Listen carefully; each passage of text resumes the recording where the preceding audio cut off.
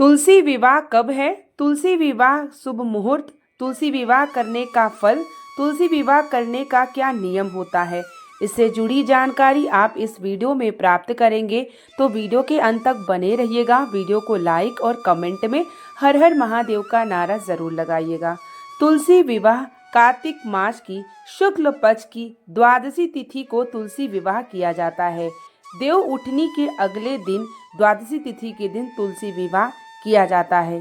तुलसी विवाह गोधुला यानी संध्या काल प्रदोष काल के समय में तुलसी विवाह किया जाता है। तुलसी विवाह सब परिवार सहित बैठ के करना चाहिए। अगर आपने पूरे कार्तिक महीने में तुलसी माता में जल अर्पित किया है, दीपदान किया है, तो तुलसी विवाह अवश्य करना चाहिए। इस वर्ष 2024 में तुलसी विवाह तिथि की शुरुआत 12 नवंबर को शाम 5:04 पर होगी और वही अगले दिन यानी 13 नवंबर को दोपहर 1:01 पर समाप्त होगी। तो उदया तिथि के हिसाब से 13 नवंबर को है, लेकिन संध्या काल में तुलसी विवाह किया जाता है, तो 12 नवंबर को तुलसी विवाह करना चाहिए। अगर आप उदया तिथि के हिसाब से करते हैं तो आप 13 नवंबर को कर सकते हैं। अगर आप संध्या काल में तुलसी विवाह करते हैं तो 12 नवंबर को करना चाहिए। तुलसी विवाह जब भी आप करें तो अपने छत या आंगन में बीच के स्थान पर आपको रखना चाहिए और अच्छे से आपको आटे और हल्दी से चौक तैयार करने के बाद तुलसी जी को बीच में रख के केले के मंडप को तैयार करके तुलसी जी को स्थापित करना चाहिए। तुलसी विवाह करने का यह फल होता है। अगर कुंवारी लड़की कार्तिक स्नान करके तुलसी माता को जल और दीपदान करके तुलसी विवाह करती हैं तो उनको अच्छे घर बर कई मिलती है। साथ ही कुंवारी लड़की को जब भी विवाह होता है तो माता तुलसी की कृपा भी होती है। साथ ही जो भी सुहागिन महिलाएं तुलसी विवाह करती हैं, अखंड ज्योत जलाती हैं, प्रतिदिन तुलसी माता को जल अर्पित करती हैं, तो उनके अखंड सौभाग्य की वृद्धि होती है और दाम्पत्य जीवन में खुशहाली भी आती है। तो इसीलिए तुलसी माता का विवाह जरूर कराना चाहिए।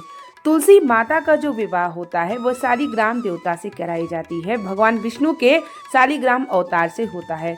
तो आपको शालिग्राम को रख करके तुलसी के गमले में पूजन करना चाहिए। सभी सामग्री आपको ध्यानपूर्वक रखना चाहिए। श्रृंगार का सामान, लाल चुनरी, लाल पुष्प, इत्र, कुमकुम, अक्षत, सिंदूर, मिष्ठान, फल का भोग, घर में बनाई हुई भोग भी आप तैयार कर सकते हैं। तुलसी विवाह देवउठनी एकादशी के अगले दिन द्वादशी तिथि में की जाती है। तुलसी विवाह संध्या काल यानी प्रदोष काल जब सूर्यास्त होने लगे उसी शुभ मुहूर्त 12 तारीख को आपको तुलसी विवाह करना चाहिए। जब भी सुहागिन महिलाएं तुलसी विवाह करती हैं तो उन्हें श्रृंगार करके तुलसी विवाह करना चाहिए और लाल रंग के या पीले रंग के ही वस्त्र को पहन करके तुलसी विवाह करना चाहिए। तुलसी विवाह करते समय करने के बाद आपको तुलसी स्तोत्र का पाठ, नारायण के मंत्र का जाप, आरती और परिक्रमा सब परिवार सहित जरूर करना चाहिए।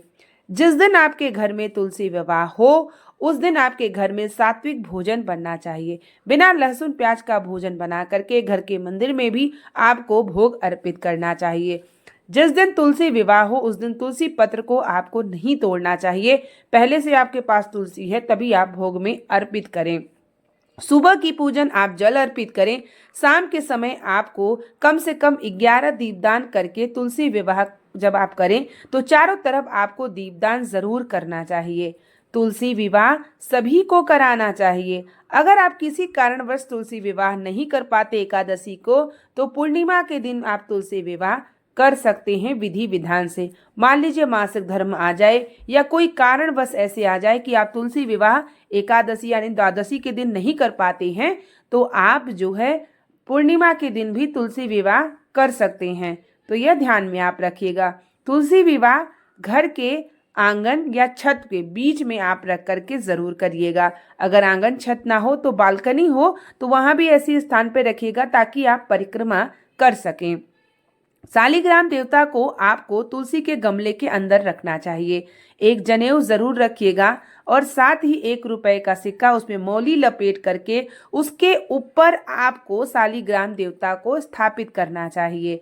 उसके बाद आपको जो है विधि विधान से तुलसी माता और साथ में शालिग्राम की विवाह जो है ज़रूर करना चाहिए। आरती करना चाहिए नारायण और माता तुलसी की, दोनों की आरती आपको ज़रूर करनी। पूजन के बाद, विवाह के बाद अगर कोई त्रुटि हो जाती है तो क्षमा प्रार्थना ज़रूर करना चाहिए और आशीर्वाद ज़रूर मांगना चाहिए कि हमारे घर में सुख शांति, सुख समृद्धि की कृपा हो। हल्दी का इस्तेमाल ज़रूर करिएगा गमले में और अपने चौक बनाने में।